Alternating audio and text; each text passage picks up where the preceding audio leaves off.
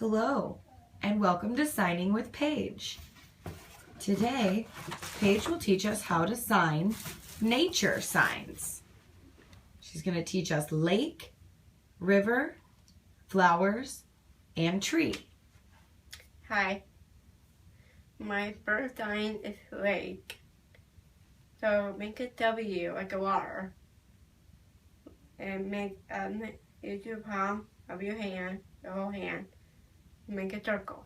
Lake. And my next one is river.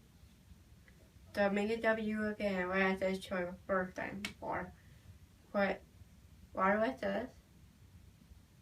And move here like piano example. River. My other one is tree.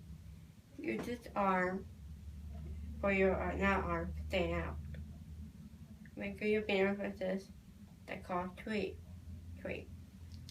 My last one I want to show you is flowers. So use your hand, curve down a little bit, like a C or something. Flowers.